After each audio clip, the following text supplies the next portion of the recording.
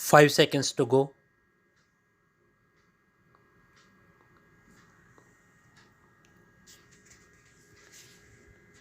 Start.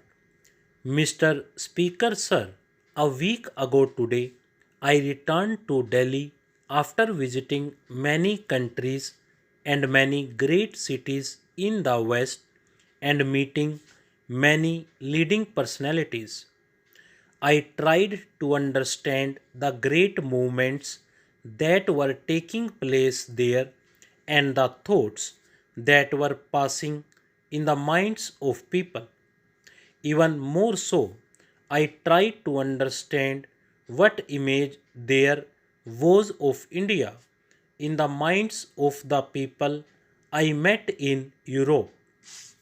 Even as I watched something of the stuff of history being made in Europe, I wanted to know how far the history we might be making here was reflected in the minds of the European people. I found they were greatly interested in what was happening in India because they felt it was something very significant, something that would not only change India but affects other countries and continents. From that distance, I thought of our work here, of the great problems that face us, and the responsibility of this parliament in making the history of India. Another thought that struck me as I traveled from country to country was how the old frontiers gradually had less and less meaning. Within an hour or two, I traveled from the capital of one great country to the capital of another.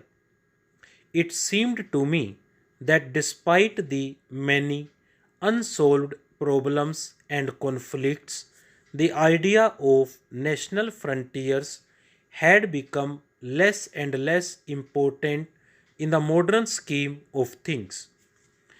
I mention this because here we are considering with great heat and passion not the frontiers of nations but the borders inside the nation between two states or provinces.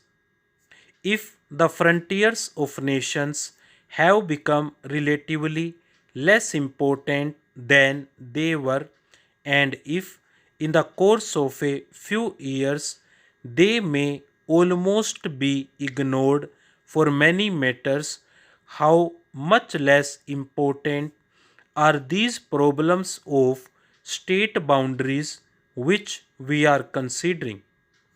I do not wish to underrate their importance, but I do wish this House to consider the question in proper perspective. We are apt to lose that perspective in the heat of the debate.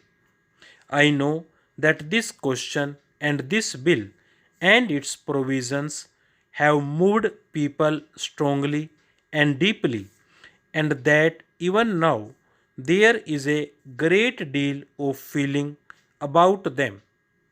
I do not suppose that the most ideal of solutions could possibly have been pleasing to all one parts to the dispute. So far I am concerned, it is of no great significance to us what part of India goes into which state boundary. We must, of course, decide which course is more desirable, but in the ultimate analysis, it does not make much difference from the government's point of view where one little part goes. I do not deny that it has a certain importance from the individual's or the state's point of view, but it has none from the national point of view. The government of India has approached this question objectively and without any particular desire to impose its decisions. We have been told that we did not go through the proper procedures of consultation and decision. But I think any person who knows what has happened in the last 6, 7, or 8 months in this country will agree that the amount of consultation and discussion that we have had about this matter is without parallel. In fact, many people say that we overdid this. It would have been much simpler if we had not tried to consult hundreds of thousands of persons in this process and thereby perhaps added to the confusion. However, it is a fact that this question has roused people. But I want this house in the first place to look at this question in proper perspective, lest we should get lost in the passions of the moment. Secondly, to realize that however important these borders might be, they are, after all, administrative divisions inside the country. And thirdly, to remember that whatever we may decide today, nobody prevents us from making any variation subsequently. Nobody wants to change things every day. At the same time, nothing is final in the sense that it cannot be changed in the future. Our difficulty has been that we have tried too much, perhaps, to balance respective viewpoints and find a common way and as large a measure of agreement as possible. In doing so, we have often succeeded in displeasing many people.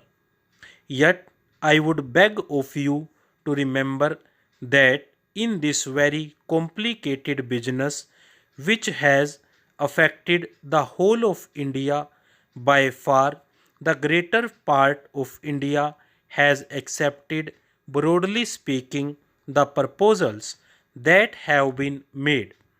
It is true that many important questions remain to be solved, among them perhaps the one that has been talked about most is the question of Bombay and Maharashtra. Let us realize that even if some decision which we dislike is made, it does not make a great lot of difference. A mistake made in a restricted sphere can be corrected later, whereas a blunder cannot be corrected. Stop.